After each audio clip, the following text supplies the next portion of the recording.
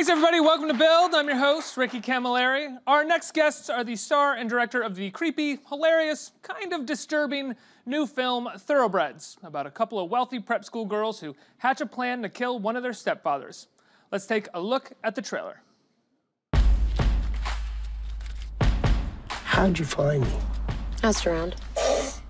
That is so fucking unprofessional. You got a gun?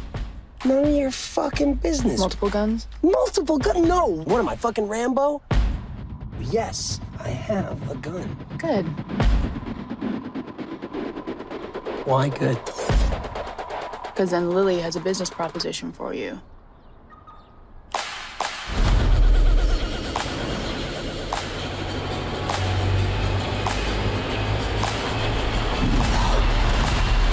If we were going to do this, we would both need to be far away with airtight alibis.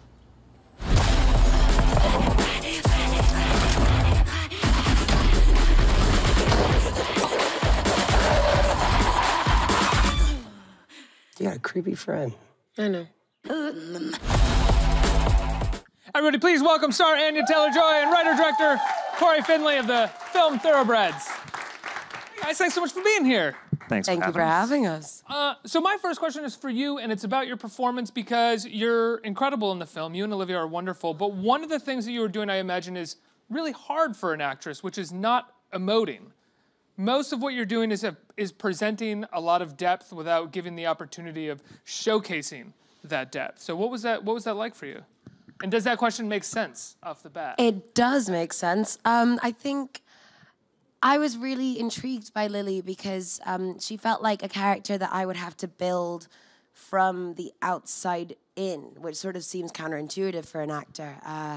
She's got such a facade of, I'm perfect and pristine and everything's great, and actually underneath she's this swirling ball of rage and emotions and just like a whole bunch of messy, messy stuff.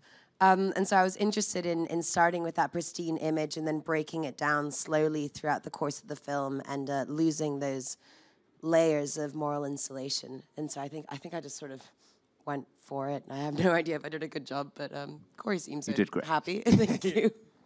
Cory, this started as a play for you, but where did the original idea come from? Where did you find these two girls and this town in Connecticut? I found them very slowly. I was interested in kind of exploring a community that was very wealthy and very insulated and very sort of proper. I think you were talking about sort of emotional containment earlier, and I'm always a big believer that there's, far sadder than watching someone break down in tears is watching someone trying not to cry. Who can't cry. Or who can't cry, exactly. So I was very interested in sort of just emotional restraint as kind of an aesthetic. And the movie, I think, is grappling with a lot of questions about the usefulness of emotions, the dangers of losing yourself to emotions, and just sort of where we get our moral wiring and how we make decisions as people. How did you go about assembling your cast? We just reached out to two actors that I was a huge fan of. So I'd seen The Witch. Anya is fantastic in that movie. It's a very, very different world, very different sort of time period and place. But I knew we needed an actor who could go to very intense emotional places in a very credible way, and who had a real natural restraint as an actor. And I thought of Anya for that. And Olivia Cooke, I'd loved a number of her performances, and particularly thought she had a very strong kind of comic deadpan, which was a critical ingredient in her character. And what was it like working with Olivia? How much time did the two of you have to get to know each other beforehand, if any at all?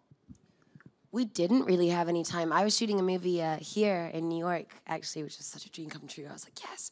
Called. That's when you finally made it, right? It's a well, no, I was just filming in New York, and it was 1980s New York, and I was just like, living the dream. What movie is that? It's called Barry. Oh, right. Great movie. Yeah. Thanks, Cor. But yeah, no, I finished Barry, and a day later I was on set of Thoroughbreds. And I've been lucky with a lot of actors that I've worked with that we have a sort of instant chemistry, but I'd never felt that chemistry the way that it was embodied in both me and Olivia, where we were just so physically and mentally and emotionally aware of each other from the second that we met. And then after our first day on set, if you guys go see the movie, it's the dialogue's very, it's very on top of each other, and it's very barbed and sharp. And by the end of that day, we basically became symbiotic beings. It was literally like I would do this and I'd look across the room. She was doing it at the exact same time. And 2 years on, we still haven't lost that. And hopefully that really adds to the film, I guess. Cory, this is your first film as a director, right? Yes, exactly. What was your biggest fear going into it? I had a lot of fears. So I come from playwriting, and I'd had many years to sort of refine my instincts as a storyteller, but very little time on an actual film set. And essentially the first film set that I stepped onto was the one that I was directing and that I needed to have a certain amount of control over. So there was a lot of, the movie, there's a lot of you going, what does that guy do over there? Yeah. Okay. I was terrified I would misspeak about the name of some piece of equipment, but I dodged that bullet. But just don't use names. Don't use names. Just that thing. That thing. Yeah, but it's funny because there's a strain in the movie that's about these characters that are faking emotions, holding back emotions, controlling emotions, manipulating other people through them. And I was a ball of emotions on our first day. I was a ball of fear and anxiety, and it gave me a chance as a director to fake it until I made it a little bit. Did you show it at all? I was about to say, let me please step into that. Cory's been so sort of sweet about talking about his first day on set because we didn't see any of this. We saw this. You're 6'4", right? 5? 5, please. So the 6'5" unicorn just like graced onto our set, looking like he knew absolutely everything. Was always that's how you so got the job. They were like, well, he's never directed a movie before. Like he's 6'5", he'll be fine. People He'll be will listen fine. to He him. can see everything. Yeah. But no, genuinely, he created such an atmosphere of everyone felt safe to try things, and he felt really relaxed and unhurried. Like he really moves with a quiet grace, and he was so wonderful to us as actors and so respectful of our processes with like these characters that have been his babies for a long time, and he really trusted them with us. And I can't say enough nice words about Cory as a director. This man is truly exceptional. Well, what was it like? I'd imagine if you've come from playwriting and you sort of honed your craft with story there, but when it comes to working with actors in theater, there's so much more time to sort of find what the actors really want to do or can do with the dialogue that you've given them. But with filmmaking, especially low budget, there's fucking no time. So how did you find that you were able to sort of get what you needed from your actors without sort of going through a lot of the process that maybe you're used to with theater? Yeah, it was fascinating, and I think it's a really different process. And I think directed actors very differently than I would have in a stage play, or that the directors that I've worked with in the past have.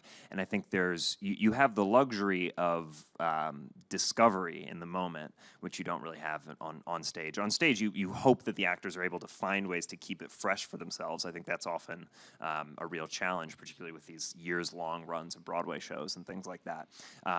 But on a film set, you can kind of show up and for the first time have everyone be in their spots and in this sort of particular physical world of the movie and in their costumes and sort of going through these experiences in real time and experiencing them for the first time, and you can keep it fresh in a certain way.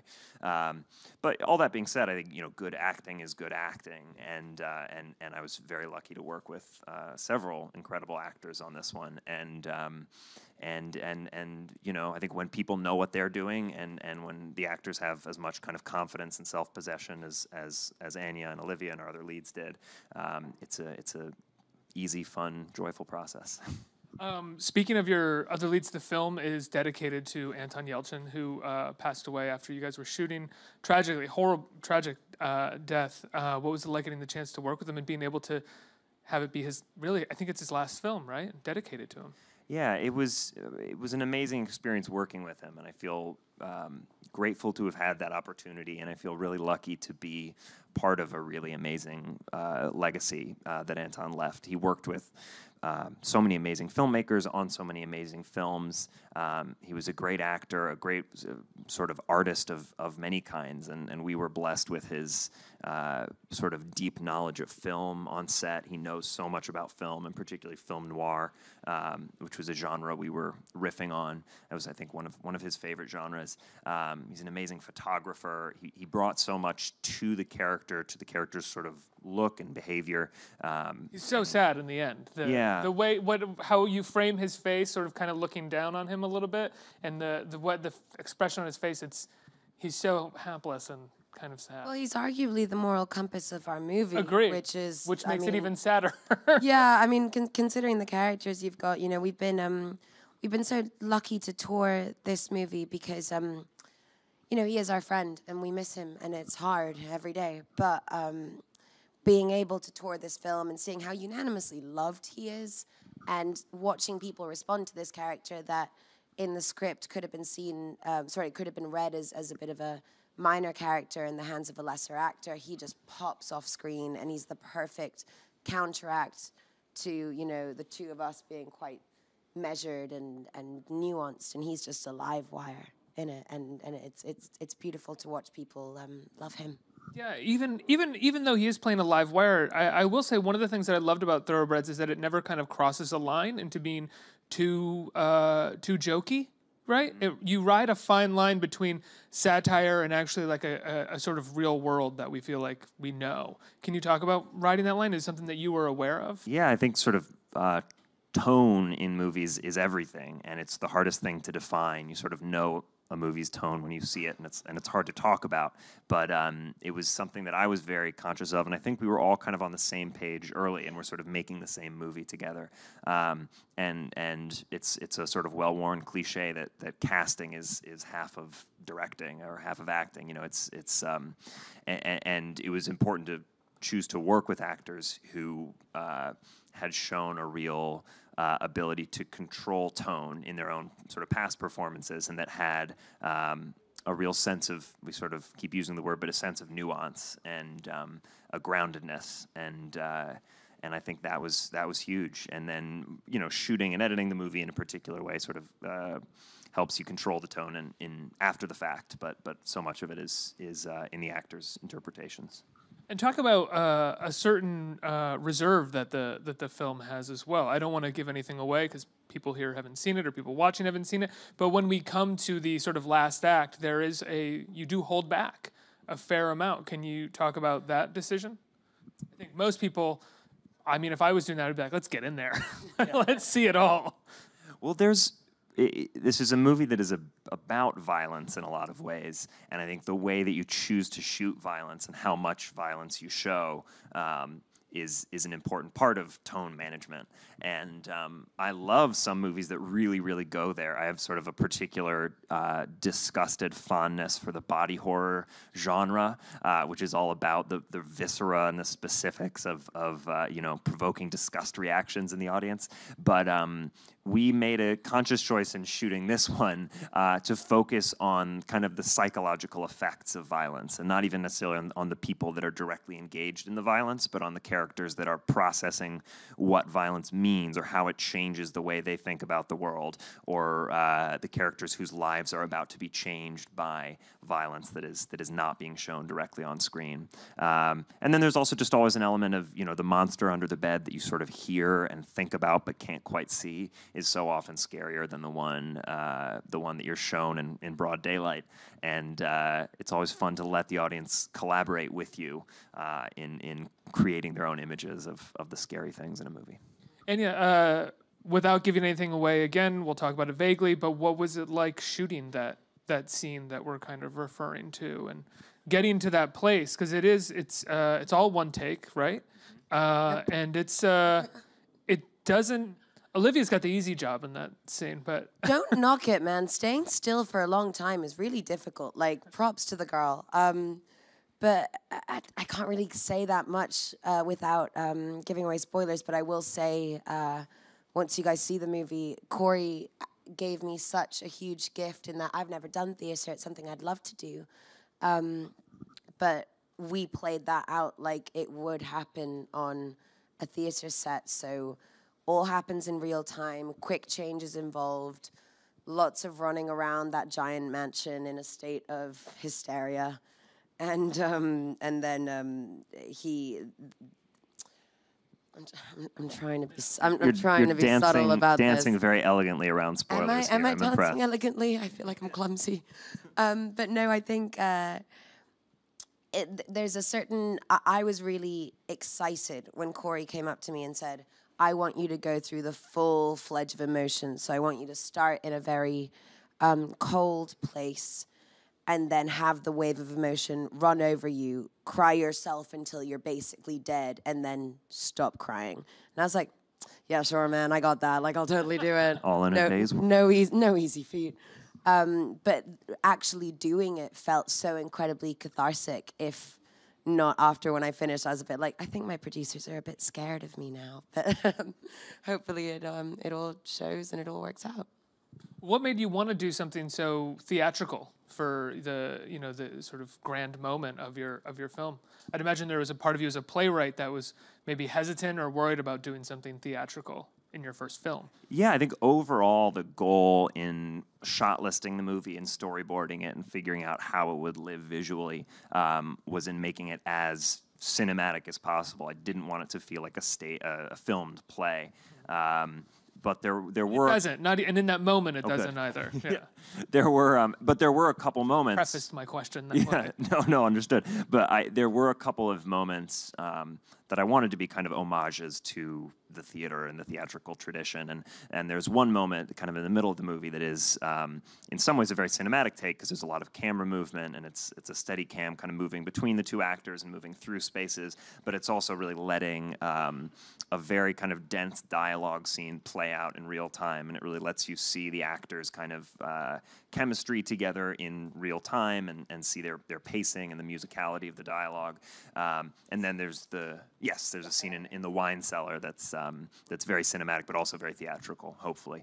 And then there's one toward the end, the one that we're being careful about specifying, that is that we're essentially setting up the camera where the audience would be sat in a theatrical production of the play, if we had done it as a play, and just sitting there and letting it play out in sort of proscenium style. And I think it's a very old choice. It's sort of the way that stories were told for millennia before the camera was invented. But I think it ends up being an unusual way to shoot that particular moment, and hopefully it just feels distinctive and different. I think when you're hitting your big moments within sort of a genre story, you just want to find different ways into them and fresh ways to frame them and execute them. Did you have any hesitation doing that moment at all? Did anyone sort of go, are you sure you don't want to get in there? A little bit. There was some cold feet, and we shot it late at night, so there were like cold feet around 3 a.m., which is always a fun time to be changing your mind. You're a first-time director making a fair, I imagine, low-budget film. You have a certain amount of time. Every decision counts. They're probably telling you you're not going to get reshoots. When you make a big decision like that, that isn't your standard amount of coverage. It really takes a lot of, I don't think people know this, it takes a lot of courage because you're wrestling with, well, is this going to, when I get to the editing room, am I totally fucked? Yes. Luckily you're not, but I mean, it is, you don't necessarily know that, 100%. There was definitely some hesitation. I will say that, it's like a 5-minute shot that ends with a real performance moment that Anya was sort of talking about. It's 5 minutes? I don't know if it might be a little long. It might be 3, it might be... Oh my goodness, I have to go back. It feels like 5 minutes. Crazy. But it ends with a really strong performance moment, and as soon as we saw Anya going through it, I think we had...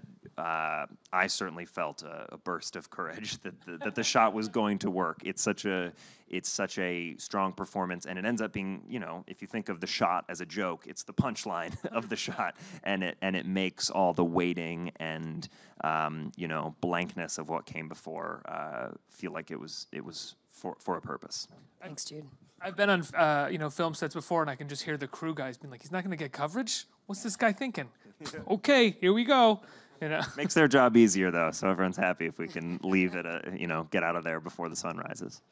Your evil stepfather is played by Paul Sparks in the film, who I love. I think we're all working on borrowed time before Sparks gets an Oscar for some role somewhere. You might be right. Completely agree. What was it like working with him? I mean, he's just the loveliest human being. He's so quirky and cool and charming, and he has an unbelievable naturalism to him.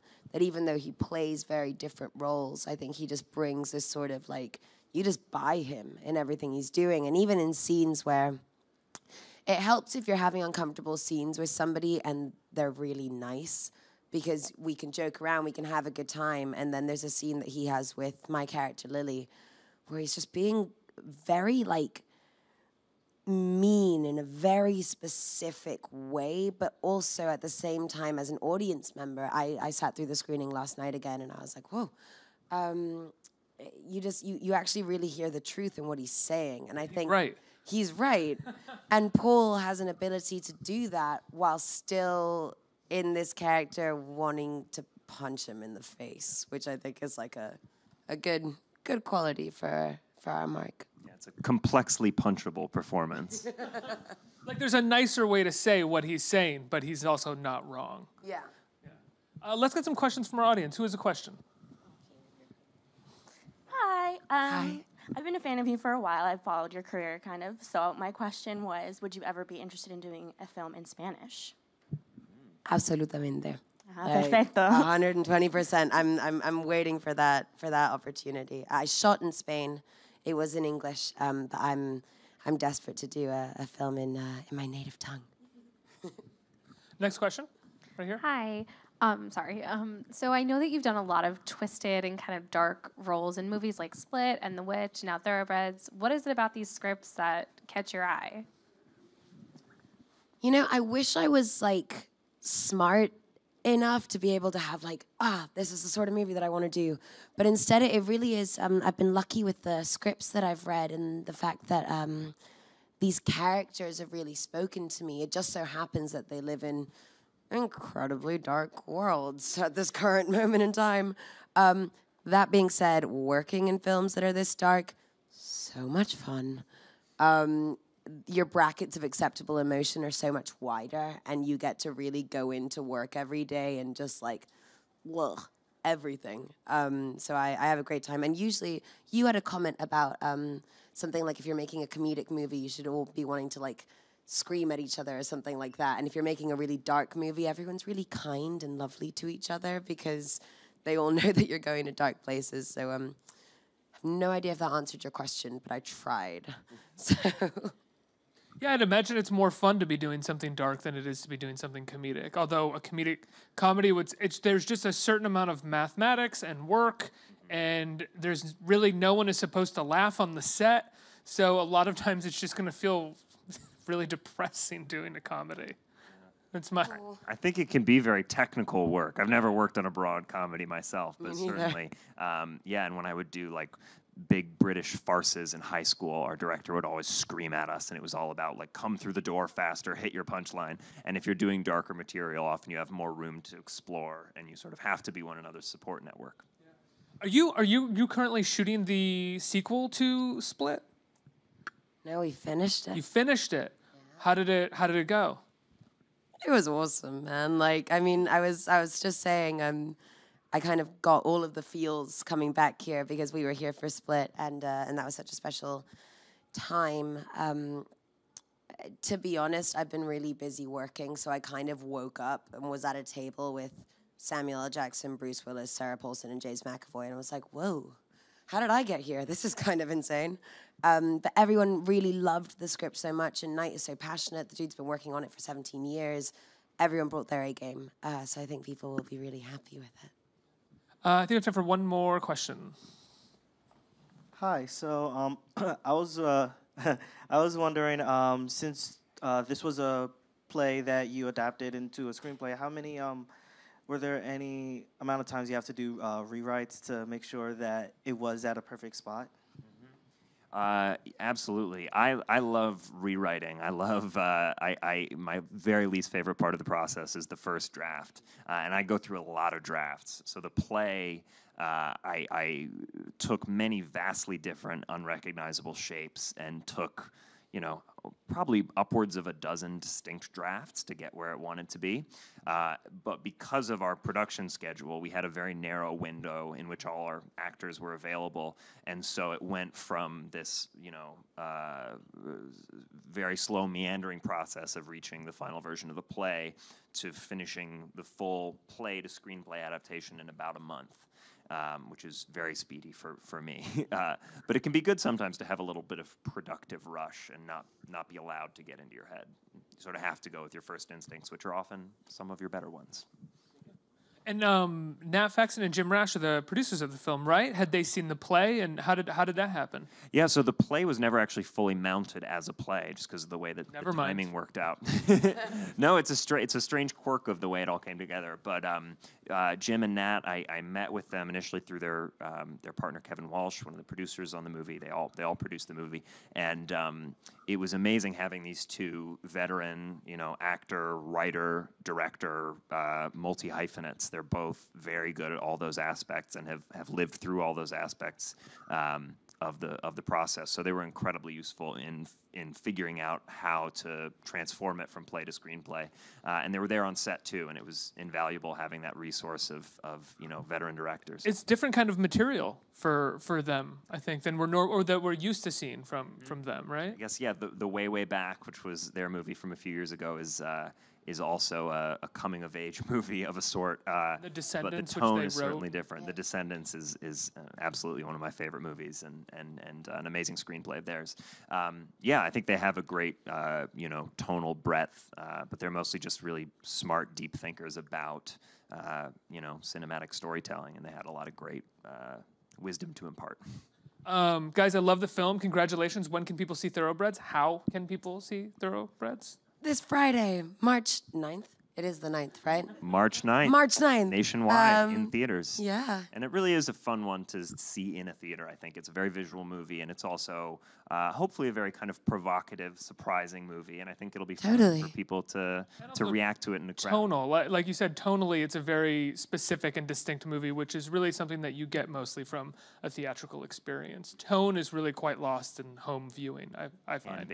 Honestly, like sitting through, I haven't seen the movie since, I guess, Sundance or one of our festival screenings, and I went to watch it with a completely new audience yesterday, and just experiencing everybody laughing. Don't be afraid to laugh. It is actually very darkly funny, even if it, you know, kind of gets at your parts that you want to like hide away. But it's didn't mean that the way that you. Yep. But it is really funny, but also just experiencing it with an audience and going through that ride together, it's pretty cool. It's actually it's one of the only films I've ever really talked about this way, because I usually find it quite uncomfortable to watch myself on screen. Whilst I'm like, this is a really fun ride, and I hope everyone goes out and enjoys it. Everybody, Thoroughbreds is in theaters this Friday, March 9th, right? We decided March 9th? It's March 9th. March 9th. Check it out. It's a great movie. Everybody give a round of applause for Anya Taylor-Joy. Thank Cory you all. Finley. Let's hear it. Thank you, guys.